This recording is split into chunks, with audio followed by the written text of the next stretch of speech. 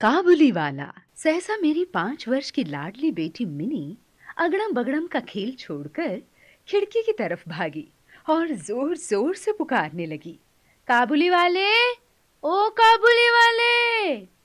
ज्यों ही काबुली वाले ने हंसकर मुंह फेरा और मेरे घर की तरफ आने लगा, वह घर के अंदर भाग गई।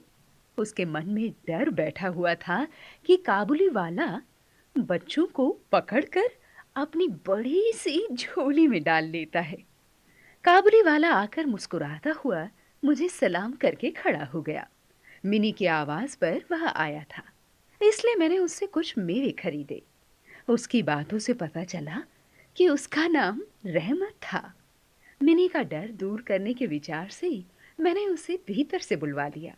काबुली वाला झोली के अंदर से कुछ सूखे मेवे निकालकर मिनी को देने लगा, पर वह किसी तरह भी उन्हें लेने को राजी नहीं हुई। दुगने डर से मेरे घुटने से सटकर मेरे पैरों से लिपट गई। इस घटना के कुछ बाद एक दिन मैं किसी आवश्यक कार्य से बाहर जा रहा था। देखा कि दरवाजे के बाहर बेंच पर बैठी हुई मिनी काबुली वाले से हंस हंस कर बातें कर रही थी। काबुली वाला उसके पास बैठकर बड़े ध्यान से उसकी बकबक सुन रहा था। पिता के बाद शायद यह पहला व्यक्ति था जो इतने ध्यान से उसकी बकबक सुन रहा था।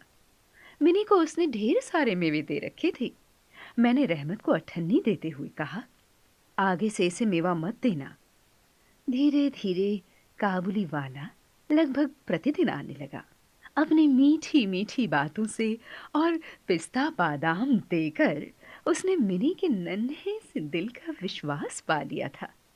वे आपस में दोस्त बन गए थे। दोनों में कुछ बंधी हुई बातें और हंसी मजाक चलते। रहमत मिनी से कहता, मिनी, तुम क्या ससुराल कभी नहीं जाओगी? मिनी उलट कर पूछती, तुम ससुराल जाओगे क्या? रहमत घूंसा दिखाकर कहता, मैं तो ससुर को खूब मारूंगा। और मिनी खूब हंसती।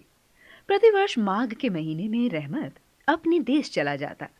इस वक्त वह अपना सारा समय उधार का रुपया वसूल करने में जुटा रहता, किंतु फिर भी वह मिनी से मिलता अवश्य रहता था। अचानक मैंने अपने घर से एक दिन देखा कि रहमत को दो सिपाही पकड़े हुए ले जा रहे थे। रहमत के कुर्ते पर खून के दाग थे और एक सिपाही के हाथ में खून से सना एक छुरा। पूछने पर पता चला कि वसूली के समय किसी व्यक्ति ने रहमत से झूठ बोला और पैसे देने से इनकार कर दिया। बात बढ़ गई और रहमत ने उसे छुरा भोंक दिया। छुरा मारने के अपराध में रहमत को कई वर्ष की जेल हो गई। धीरे धीरे हम काबुली वाले को भूल गए। कितने ही वर्ष बीत गए। उस दिन मिनी का विवाह था। घर में खूब चहल पहल थी कि अचानक काबुली वाला मेरे घर आया और मुझे अभिवादन करके एक ओर खड़ा हो गया। उसे पहचानने में मुझे थोड़ा समय लगा। अचानक वह बोला, मैं बच्ची से मिलना चाहता हूँ। मैंने उससे कहा, आज घर में बहुत काम है, किसी से भेंट ना हो पाएगी। मायूस होकर वह बोला, यह अंगूर, बादाम, किशमिश बच्ची के लिए लाया था, उसको दे दीजिएगा। मेरे पैसे देने पर उसने लेने से इनकार कर दिया। फिर बोला, बाबूजी, आपकी लड़की की तरह मेरी भी एक बेटी है। यह कहते हुए उसने अपने कुर्ते की जेब में से एक मैले कागज का टुकड़ा निकालकर सावधानी से उसकी तह खोली। कागज पर रहमत की बेटी के नन्हे हाथों की छाप थी। अपनी बेटी की इसी याद को सीने से लगाए रहमत कलकत्ता की गलियों में सौदा बेचा करता था। यह देखकर मेरा दिल भर आया। मैंने उसी समय मिनी को भीतर से बुलाया। शादी की लाल साड़ी पहने, माथे पर चंदन लगाए, बहु वेश में मिनी लज्जा से मेरे पास आकर खड़ी हो गई।